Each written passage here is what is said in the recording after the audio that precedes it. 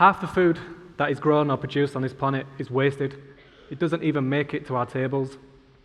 Yet over 1 billion people on this planet do not have access to food, suffer from food insecurity or food poverty or malnourishment. We waste over 1 billion tons of food worldwide every single year. And in Leeds, in 2012, over 22,000 people were officially diagnosed as malnourished, including children. And I decided that I wasn't going to stand for this anymore. I just don't understand why we allow this to happen. So I decided that I was going to stick a finger up to the system and that I was going to do something about it. The system is set up to exploit humanity and the environment. So I was going to do something in Australia. I was traveling around working as a chef and working on farms, and I thought, I'm going to do something about this.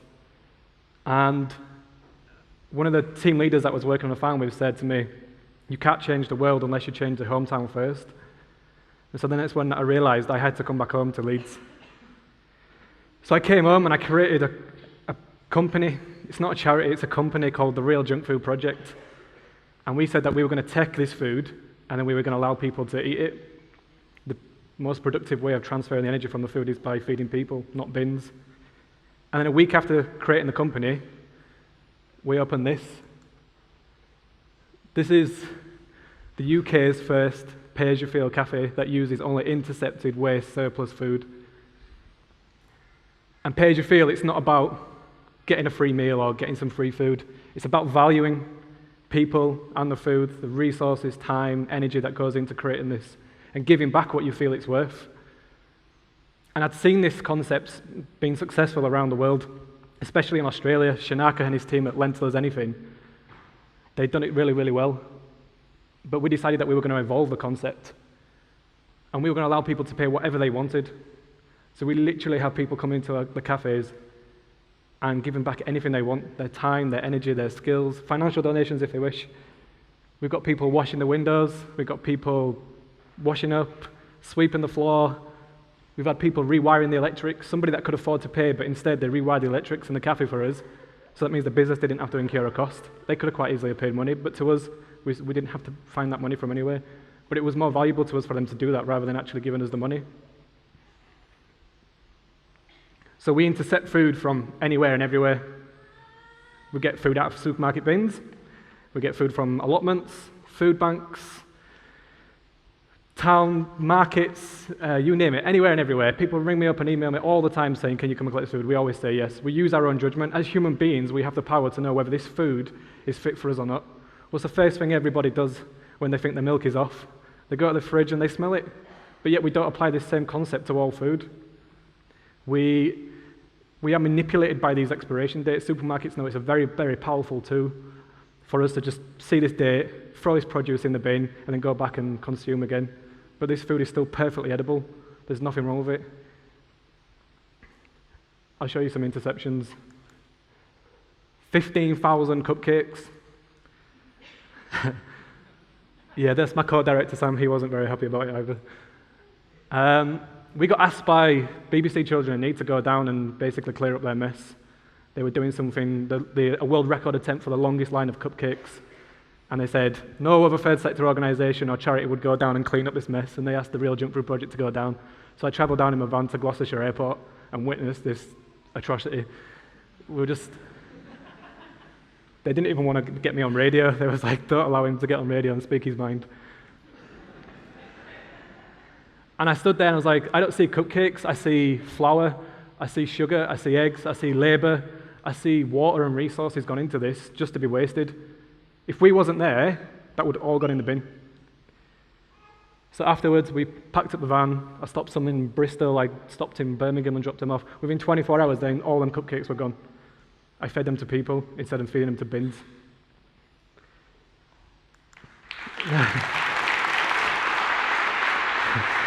Thank you. It gets worse. Because we deal with food that is not in mainstream media. Everyone knows about supermarkets wasting food. They waste a lot of food. Them guys are criminal, what they do. They shouldn't be allowed to get away with what they get away with. But we don't deal with supermarket waste whatsoever. We wasn't going to allow them to pass on their responsibilities to us and get away with what they get away with, so we just said no to them.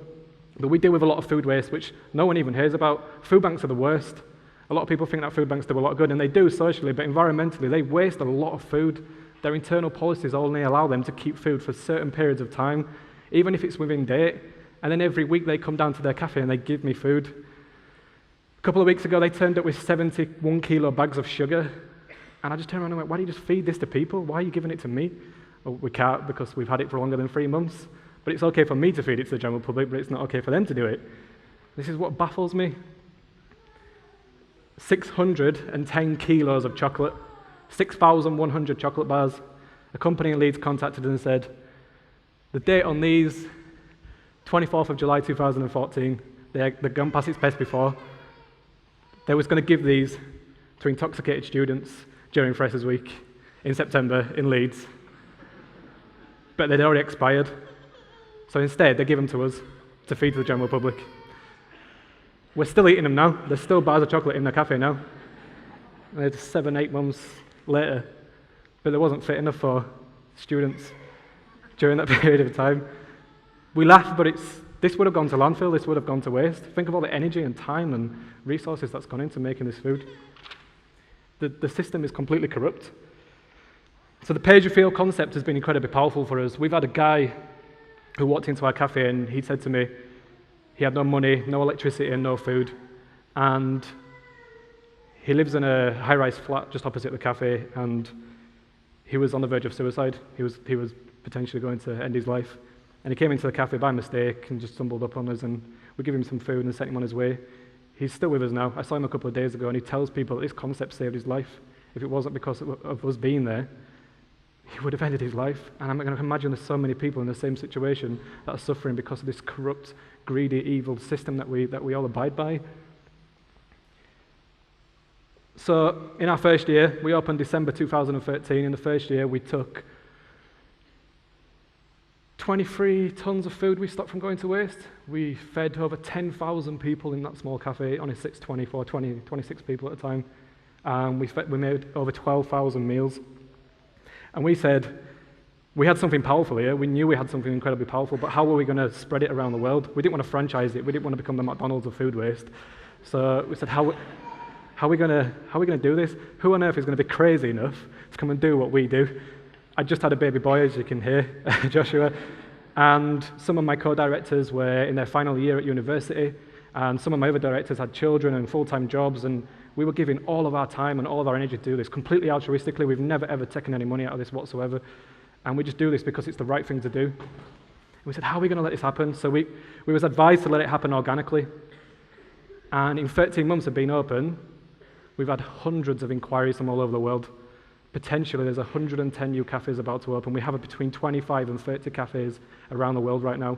I reckon by the end of this year, there'll be at least 250 cafes all around the world operating on a pay-as-you-feel basis, intercepting waste food on the scale that we're doing here. Thank you.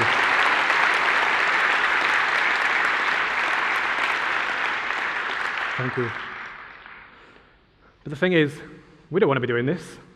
You really think I want to be going out every hour of the day, spending time away from my family, driving around, picking up food because of some nonsense expiration dates? Our concept, our design, is made to put ourselves out of business. We don't want to be here facilitating sheer amounts of food waste in 10, 15, 20 years' time. We want to be teaching the next generation of children to grow up and not depend on food banks, and not depend on pay-as-you-feel cafes, and understand where food comes from, be more associated with food. So our model is literally to put ourselves out of business, but we cannot do that alone. Every single person in this room can help us do it. Your actions, the way that you buy food, how we handle food, how we handle our food waste is going to have an impact. Every single conscious decision that you make will have a negative or positive impact on our environment and our society. Please do the right thing. My name is Adam Smith, and I'm the Real Junk Food Project, and we are going to really feed the world. Thank you.